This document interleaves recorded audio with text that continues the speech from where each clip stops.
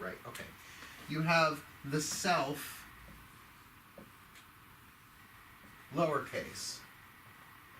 And then you have the, I had to draw this moment first. Capital. This is who you are, but that's who everybody is.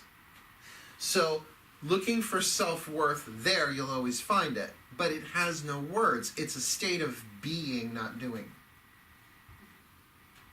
Words never suffice. This self with the lowercase s is the self that you've created. Parents had a hand in it. They named you. What usually comes before this word is myself. Myself. Your name, your body, your race, your age, what you do for a living, is the self that we create as we go along through life. We learn, we grow. This simply is, this rarely is. This is rarely allowed to just be.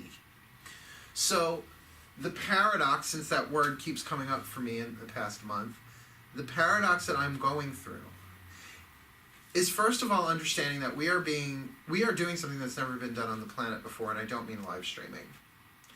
That we have to simultaneously build a self, lowercase s, so that we can be in the world and be successful and make money and eat and pay bills and contribute and all of that stuff.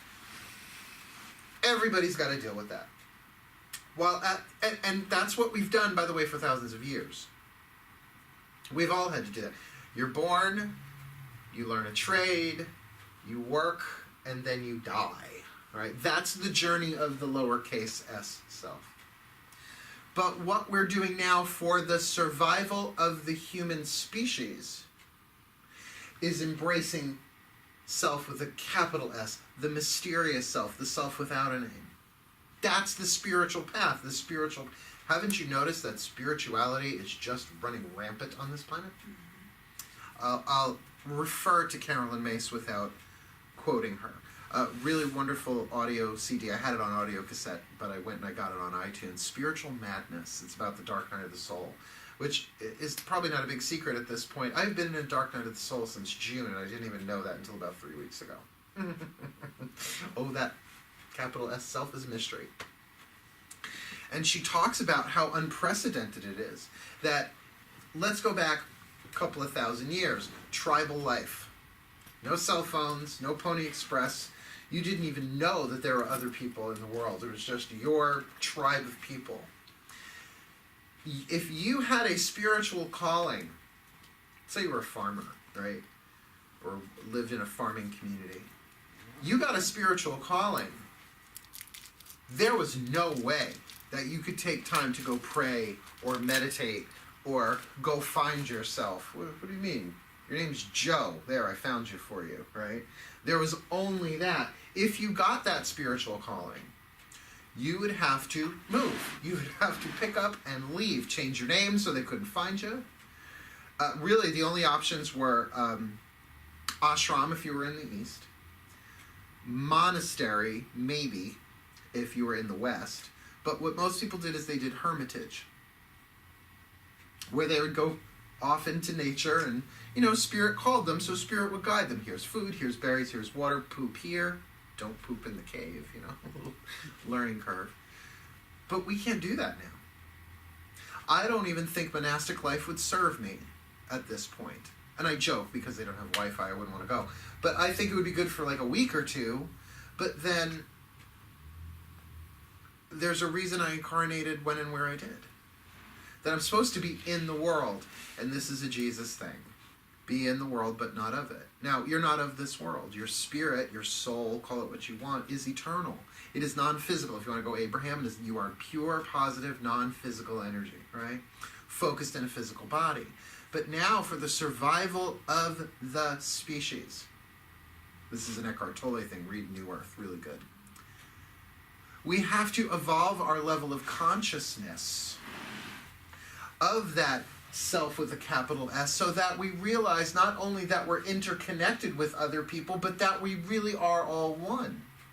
And the same goes with nature and with animals and all of that stuff. So the idea then of polluting the planet, we would get the implication of that and stop it. And then use our creative genius to undo the harm that we did.